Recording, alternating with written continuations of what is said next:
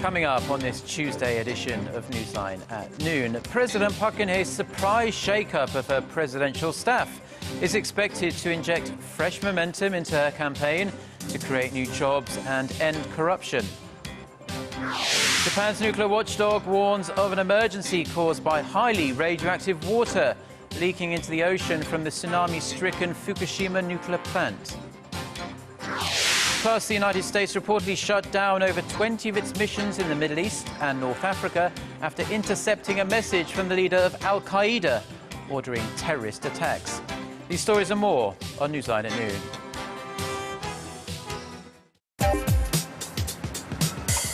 Where's the best place for bibimbap? Les Jeux Olympiques d'hiver se dérouleront-ils à Pyeongchang? هل أنتم حقاً سابع أكبر مصدر في العالم؟ この歌手は誰ですか？你好，最近哪部电视剧的人气最旺？ Korea is attracting interest from around the world. The more you know, the more you want to know. Dynamic Korea.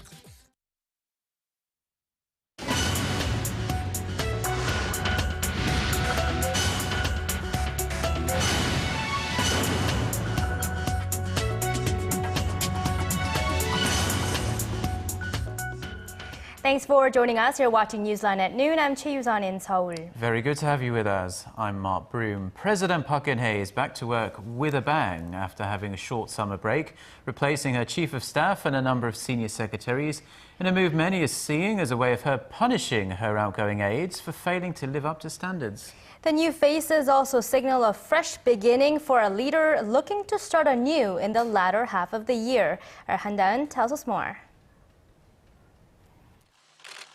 The surprise reshuffle at the presidential office clearly shows President Park's unhappiness with her former aides. The outgoing senior secretaries failed not only to take full responsibility for a string of disgraceful scandals involving presidential officials, but also to produce tangible results from her key policies, which include the president's vision of a creative economy as well as employment and welfare reforms. More than 160 days have passed since President Park took office, but even guidelines, let alone achievements, have yet to be seen in those sectors. Against such a backdrop, political watchers say President Park is aiming to create a tense atmosphere within the top office to bring about more solid results. The president carried out the reshuffle to give her policies a bigger push and to start anew from the later half of the year.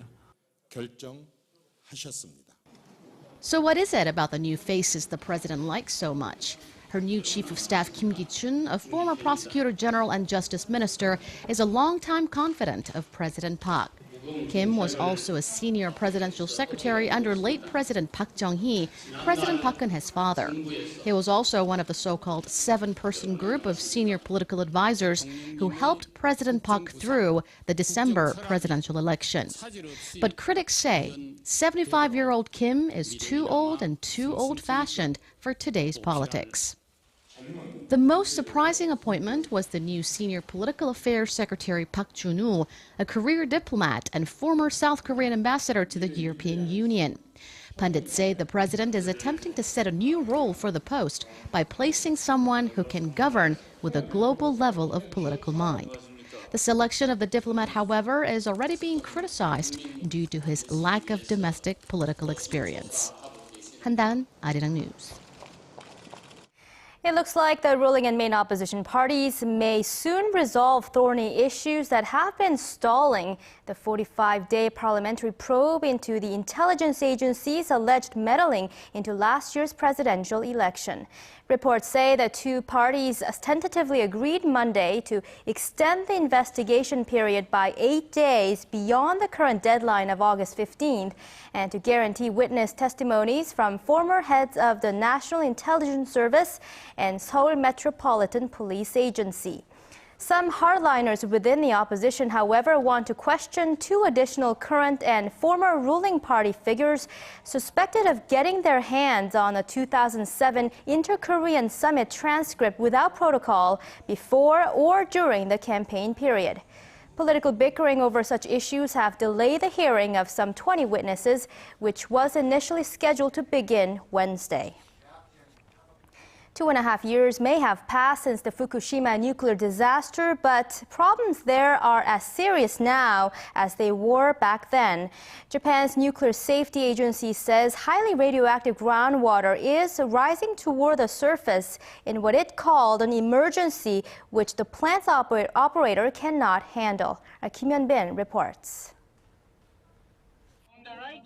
Japan's tsunami-crippled Fukushima nuclear power plant is facing yet another emergency, as highly radioactive groundwater appears to have risen above an underground barrier meant to contain it.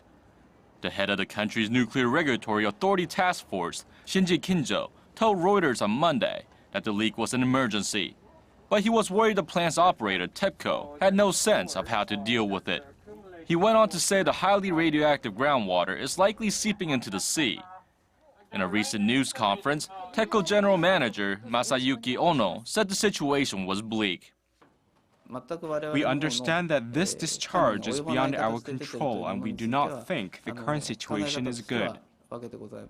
To prevent further leaks, plant workers are injecting chemicals to create an underground barrier to block groundwater from leaking out to the ocean. But experts say the barrier may not be enough, as it needs certain conditions to solidify. A retired nuclear engineer who worked on several TEPCO nuclear plants says the company is out of its depth. The situation is already beyond what TEPCO can handle. They are doing everything they can, but there are no perfect solutions. Some Japanese media outlets have predicted the contaminated water could breach the ground surface in a matter of just a few weeks. Just last week, TEPCO estimated a cumulative 20 to 40 trillion becquerels of radioactive tritium may have leaked into the sea since the nuclear disaster some 2.5 years ago. Kim Hyun-bin, Arirang News. A Korean Air-operated Boeing 737 overran the runway while landing at Japan's Niigata Airport Monday evening. Korean Air has confirmed all 115 passengers and crew members got off the plane safely with no injuries. Japanese media say 3 officials will be dispatched on site to find out what exactly caused the plane to veer off the runway. Korea's Transport Ministry is inspecting the Korean airliner's repair and flight systems in relation to the latest incident. This comes a month after an Asiana Airlines flight crash-landed at San Francisco International Airport, killing 3 and injuring 180 others. The intervention of President Obama's administration into the patent battle between Apple and Samsung and subsequent comments by Seoul officials have raised concerns the corporate dispute could snowball into an international political row. Choi You-sun has the details. U.S. President Barack Obama's veto against International Trade Commission's import ban on some Apple products could spark a bigger international trade dispute. Trade experts warned that the highly unusual move, which marked the first time a president has overruled the ITC since 1987, risked drawing complaints of protectionism and would make it harder for the U.S. to argue for stronger global protection of intellectual property rights, especially given that Obama has been aggressively calling for such need. We're going to aggressively protect our intellectual property. Our single greatest asset is the innovation and the ingenuity and creativity of the American people. South Korea's Trade Ministry has expressed concern over the possible negative impacts that this kind of decision could have on Samsung Electronics' patent rights. Samsung, calling the veto a disappointment, has vowed to seek further legal action. Before the White House overturned the ITC decision, the Korean company had submitted an appeal to the June ruling, claiming that Apple not only infringed on one patent, but other commercial ones as well. On news of Obama's decision, more than $1 billion was wiped out of Samsung Electronics' market value on Monday. All eyes are now on a Friday decision from the ITC for a separate patent case, when the commission is expected to decide on whether to ban imports of some Samsung smartphones and tablets into the U.S. Song Ji-sun, Arirang News. China's economy may surpass that of the United States just 10 years from now. According to the Bank of Korea, the GDP of the United States was $16.2 trillion last year, 1.97 times that of China. This marks the first time that the difference in the GDPs of the two countries has shrunk to less than 2 times, and experts predict China's economy will surpass the US's in the next decade or so. The economic gap between China and South Korea, meanwhile, has widened to a record 7-fold difference.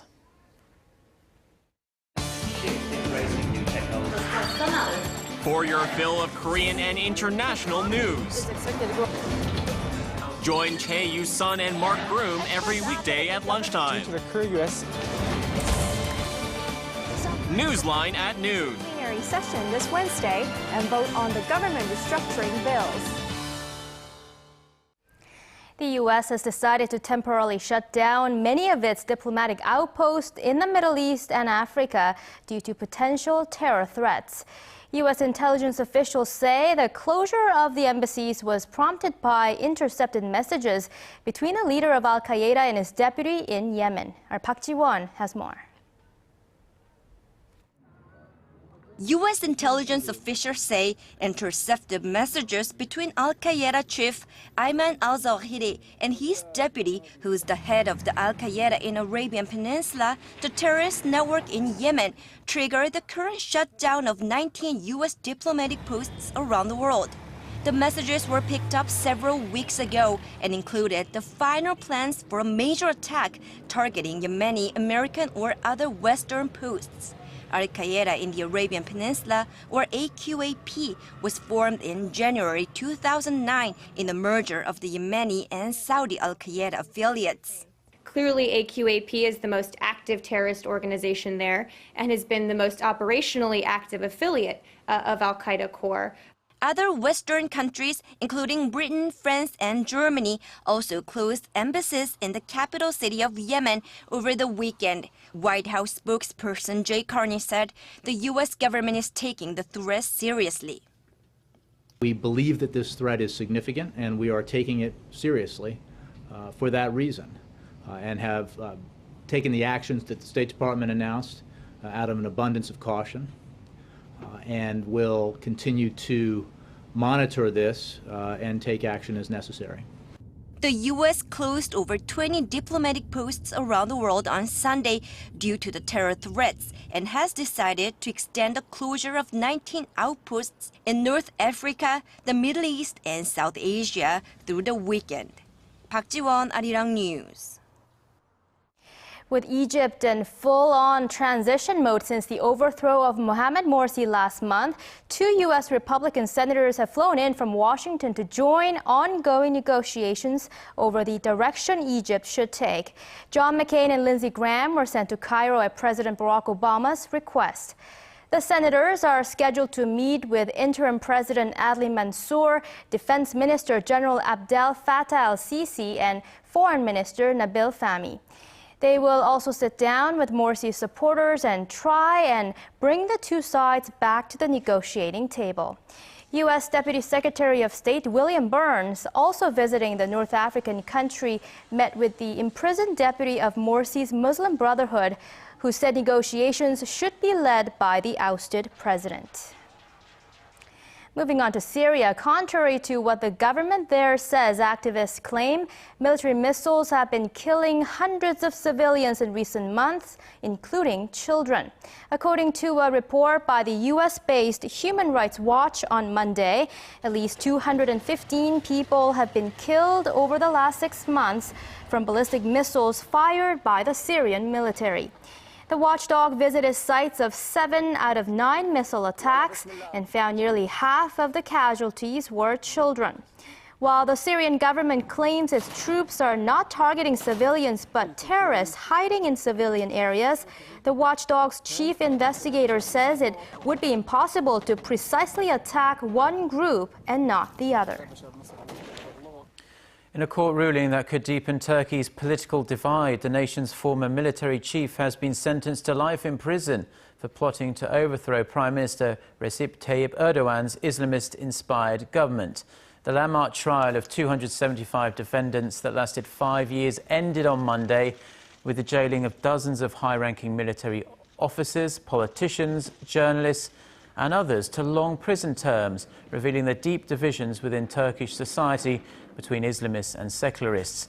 It has also drawn international criticism over issues of judicial fairness. The defendants were accused to belong to Erdogan, an alleged underground terrorist network, and instigating an armed uprising. Now, you might have woke up this morning and thought you'd like to buy a newspaper. Billionaire Amazon founder Jeff Bezos was thinking along similar lines, but he has bought the entire Washington Post for $250 million in cash. Publisher Catherine Weymouth made the announcement at a hastily arranged meeting of the paper's staff on Monday. The surprise deal comes as the print industry is on its knees due to a loss of readership and dwindling advertising revenue. Chairman and Chief Executive Donald E. Graham, whose family owns the paper, says he thought Bezos was the best man to take the business forward. In an open letter on the Washington Post website, Bezos said the values of the Post will stay the same, but admitted he was open to experimentation in the future. And sometime in the not-too-distant future, we may not need to get our meat in the traditional way by slaughtering animals. We may be able to grow it in a petri dish. Kim Min-ji reports on the world's first lab-grown meat patty and gives us an idea of what people really think about the taste and texture. The world's first test tube burger has been unveiled to the public. With features similar to a regular meat patty, this artificial patty is actually produced from 20,000 tiny strips of laboratory-grown meat, combined with other ingredients such as salt, breadcrumbs, and egg powder. Red beet juice and saffron have also been added to give the meat its color. Scientist-turned-chef Professor Mark Post from Maastricht University in the Netherlands produced the synthetic meat, which cost an outstanding $325,000 to produce, as part of a project aimed at showing the meat grown in laboratories can reduce environmental impact and meet the growing demand for meat. Critics who tasted the meat at an event in London said that it tasted close to meat, but wasn't as juicy as they'd expected. I was expecting the texture to be more soft, but there's quite some intense taste. It's close to meat. It's not that juicy, but the consistency is perfect. I miss salt and pepper. One critic waxed on about the experience of sampling the futuristic food. The texture, the mouthfeel has a feel like meat. You know, what Hani was just saying, the absence is, I feel like the fat. You know, like it's a leanness to it, but the bite, you know, feels like you know, a conventional hamburger. Professor Post believes that his new creation could bring about a revolution in the artificial meat market, with food products such as his appearing in supermarkets in less than a decade. The texture is very similar, slightly different because the fibers are smaller, but it's very, very similar. And the taste is good. It tastes like meat.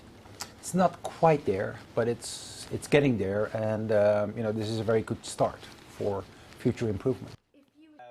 The World Health Organization says meat production is expected to rise 376 million tons by 2030, and demand for meat from the global population is likely to exceed production. Professor Post's creation will likely pave new roads in food production, as the stem cells from one animal can produce 1 million times more meat than the meat from the same animal ever could. Kim Min-ji, Arirang News. Now, in the northern part of Korea's Gangwon province, a hot spot has emerged for festivals, ones ranging from tomato wrestling to winter ice fishing. Keeping with the tradition, Hwacheong County is now hosting its annual Rafting festival, and our Paulie dives headfirst into the aquatic festivities.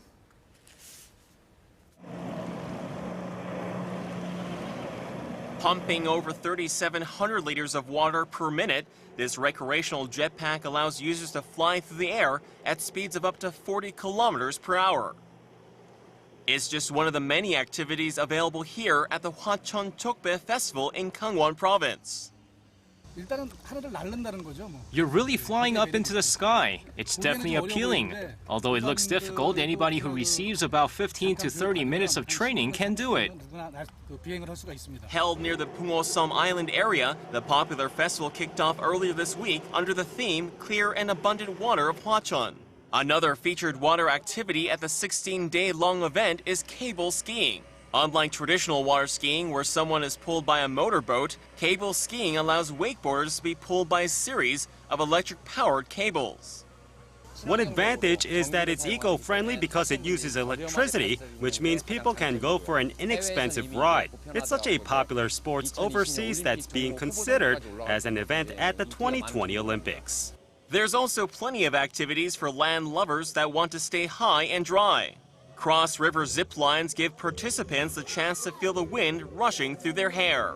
I feel like I'm trembling here because I don't know if I can do this. No, wait, I think I'm able to go through with this. I totally believe in myself. Okay, let's go. Outdoor music concerts, kayaking tours, and paddleboat rentals are all part of the festival as well. It's a great way to stay cool this summer, but you may want to get that bathing suit ready soon as the festival ends on August 11th.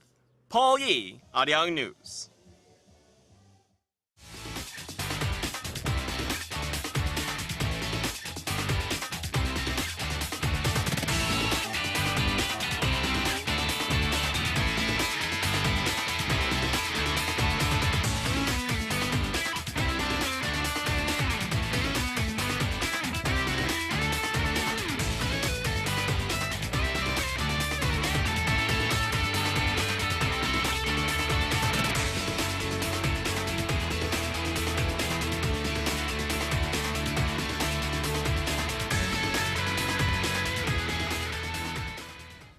Well, You-sun, it certainly is a day to splash around in the water if you have the opportunity. It's extremely hot here in Korea. Pretty sure it must be the hottest day of the year so far, in my mind anyway. But let's check out the weather now with our favorite weathercaster here at Arirang. It's Jian. Hello, Jian.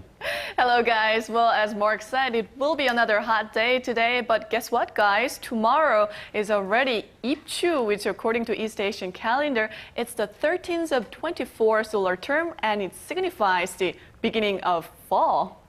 The beginning of fall. Wow. Well, I wish the weather felt like autumn. Right. It really feels like we're in a huge steam room at the moment. Right. But Mark, think about all those people down south who have to go through almost no rain and temperatures reaching 35 degrees Celsius. Yeah. Right, and it's going to be a long summer before fall gets here. Now, as we can see here, there are heat wave warnings and advisory in effect across most of the peninsula. The darker color indicates where the heat wave warning is, and the lighter color shows the places with the heat wave advisory. So it will pretty much be hot everywhere. Now today we will continue to have a chance of 1 or 2 passing showers in the afternoon in Seoul and the surrounding areas, and the heat wave will continue throughout the day. Now it looks like the nation will persist to be scorching hot tomorrow as well, and there's no shower on tap, only plenty of sunshine, so tomorrow is gonna be hotter than today. Now, in fact, meteorologists are predicting this summer will be the hottest in history, so we gotta stay hydrated and try to avoid being outdoors in the afternoon. But right now, as we can see, we have some heavy rain clouds along the west coast. It's coming to the northern parts of central region, so we have the rain clouds here in Seoul, and it looks like rain will start any minute, so it might be a good idea to take an umbrella on your lunch break. But unfortunately, the clouds and rain won't affect the temperature. So let's take a closer look at today's readings. The capital will get up to 32 degrees Celsius, that's 90 degrees Fahrenheit, and Daegu will be scorching hot at 35, and Gwangju and Busan will climb up to 33. Now let's see how other regions are looking. It looks like Jeju, Daejeon, and Mount Kumgang, all these 3 spots will hike up to 33, and Dokdo should be slightly cooler at 30. Now that's all for Korea, and here's the global forecast for viewers around the world.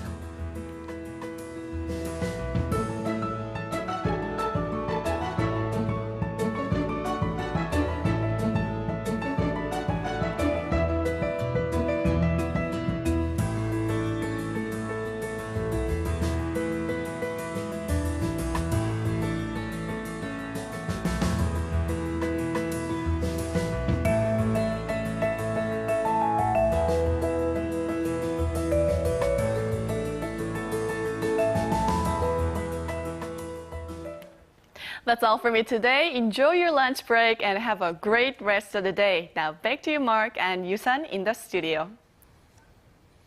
Well, thank you ever so much, Jian, for the weather there. And those are the stories we're following at this hour. Join us again tomorrow here in Seoul at noon, Korea time.